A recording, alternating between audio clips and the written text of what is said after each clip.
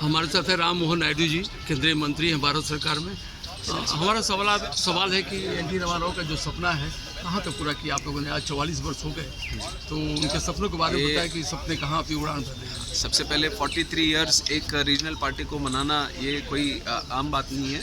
43 years में बहुत सारे चैलेंजेस भी आए हमारे रीजनल पार्टी तेलुगु देशम को, फिर भी आज केंद्र सरकार में एक बहुत ही इम्पोर्टेंट रोल हम प्ले कर रहे हैं और राज्य सरकार में हम अभी सरकार में हैं। तो ये आप बता सकते हैं कि एनटीआर जी का जो विजन था कि पुअर पीपल के लिए, गरीबों के लिए, महिलाओं के लिए जिस तरह से उन्होंने एक सपना देखा था, उन सबको आगे आना चाहिए, उनका एम्पावर करना चाहिए, तो वो हमने फुलफ़िल किया। और उसमें जो भी अभी और करने के लिए है, उसके लिए हमारे नेता चंद्रबाबू नायडू जी बिल्कुल एनटीआर साहब के विज़न को आगे ले जाते हुए आज एनटीआर साहब का उनका सबसे पहला था कि तेलुगु लोगों का प्राइड हम कायम रखेंगे और देश में कायम रखेंगे। पर जिस तरह से चंद्रबाबू जी ने उस विजन को और बढ़ाया, ना केवल देश में पर पूरे दुनिया में तेलुगु लोगों को एक स्पेसिफिक रिकग्निशन उन्होंने दिया।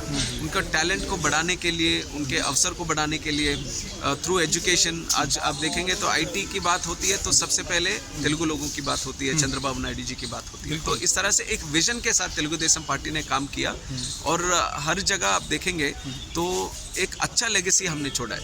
रिफॉर्म्स में हो या फिर देश की नीतियों में हो या राज्य के संबंध में कभी कुछ प्रोग्रेस के लिए कुछ निर्णय लेना हो, बहुत ऐतिहासिक निर्णय हमने लिया जो इंस्पायर करती है बाकी सारी पार्टियों को। तो तेलुगु देशम पार्टी, मैं कहना चाहता हूँ कि भारतीय राजनीतिक इतिहास में एक स्पेशल प्लेस है। एक एकलौता पार्टी है जो पार्लियामेंट में ओपोजिशन में बैठी थी। एक only regional party which sat in the opposition. ये 1984 में था जब पूरा कांग्रेस एक तरफ था तो कोई और जीत नहीं पाए थे, पर तेलुगु देशम पार्टी के 34 सीट्स थे और प्राइम ओपोजिशन था। ये कभी हुआ नहीं।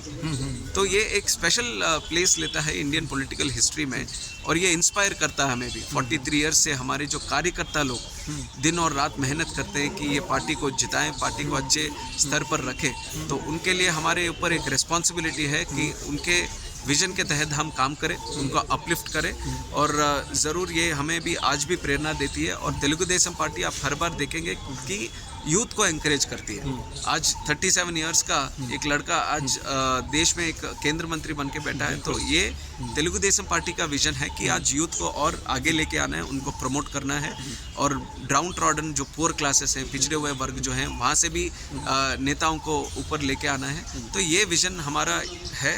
एनटीआर जी का था, चंद्रबाबू नायडू जी अभी लेके जा रहे हैं और आगे हमारे लोकेश जी हैं जो बहुत ही एनर्जेटिक हैं, डायनेमिक हैं और उन्होंने एक पदयात्रा भी किया था स्टेट में, जिससे कि पूरी हालातें बदल चुके हैं और हमें जीतने का एक मौका मिला।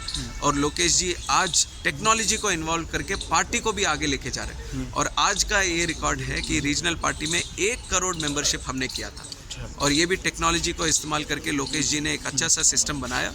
और हमारे पार्टी के कार्यकर्ताओं को हम इंश्योरेंस देते हैं, हम उनके ख्याल रखते हैं, एजुकेशन का उनका स्कॉलरशिप्स उनके बच्चों को देते हैं। तो काफ़ी ऑर्गेनाइज सिस्टम, एक ऑर्गेनाइज तरीके के तेलुगु देशम पार्टी अपने काम करती है जो अपने भविष्य के लिए एक फाउंडेशन बनता है। तो आज बहुत ही पॉजिटिव एनवायरनमेंट है। स्टेट में भी हम सरकार बनाए हैं तो हमारे ऊपर जिम्मेदारी है कि स्टेट को जो पिछले वाईएसआरसीपी गवर्नमेंट जो पूरा खराब करके चली गई तो उसको हमें ठीक करना है। तो नरेंद्र मोदी जी के सपोर्ट के साथ हमारे स्टेट में काफ़ी अच्छे बेहतर हालात आज हुए और जैसे आप जानते हैं कि चंद्रबाबू नायडू जी विजन के साथ काम करते हैं, तो वही आज हमारे लिए बहुत बड़ा सपोर्ट सिस्टम है। और आगे 5 साल हमें इसी के साथ काम करेंगे कि स्टेट को देश में एक अच्छा सा स्टेट बनाए, मॉडल स्टेट बनाए। एक छोटा सा सवाल रह गया कि एनटी रामाराव के जाने के बाद आंध्रा का बंटवारा हो गया, डिवीज़न हो गया, तो अब किस हालत में है? अब आंध्रा की स्थिति क्या मतलब मजबूत हुई है, बेहतर हुई है? क्या सही निर्णय था? तेलंगाना के कुछ एस्पिरेशंस थे कि अलग राज्य बने, उसके हिसाब से एक राज्य भी बना है, पर राज्य अलग हो, बाउंड्रीज अलग हो। तेलुगु देशम पार्टी के लिए कोई बाउंड्री नहीं है। जहाँ पे तेलुगु लोग हैं वहाँ पार्टी रहती है। और ये पिछले 10 साल में जब से स्टेट का डिवीजन भी हो गया है, जिस तरह से हम आंध्रा में फोकस करके काम करते हैं उसी तरह तेलंगाना में भी तेलुगु देशम पार्टी का रहा है, क्योंकि तेलुगु लोगों का पार्टी है। ऐसा नहीं कि आंध्रा का पार्टी है या तेलंगाना, तेलुगु लोग जहाँ पे भी अमेरिका में भी हो वहाँ पे भी तेलुगु देशम पार्टी काम करेगा। और आज के अगर नज़ारा आप देखेंगे तो तेलुगु देशम पार्टी कार्यकर्ता तेलंगाना के और पावरफुल हैं आंध्रा से ज़्यादा, क्योंकि वो उतने ज़्यादा कमिटेड हैं और वहाँ पे काफ़ी चेंजेस हम लेके आए। हैदराबाद हो या रूरल तेलंगाना हो, तेलुगु देशम पार्टी ने जो काम किया है आज तक कोई पार्टी कर नहीं पाई, तो वहाँ पे भी हमारे लिए बहुत अच्छा भविष्य रहेगा। चंद्रबाबू नायडू जी तेलंगाना के लिए भी एक अच्छा मॉडल समझकर आगे जा रहे हैं, तो उसके साथ हम सब भी उनके साथ देकर काम करेंगे।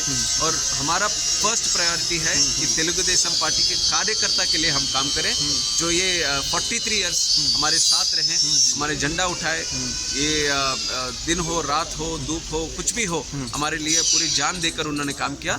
तो उनके लिए हम तहे दिल से शुक्रिया अदा करना चाहते हैं और उनके लिए भी बेस्ट विशेस देना चाहते हैं। ठीक है, थैंक यू।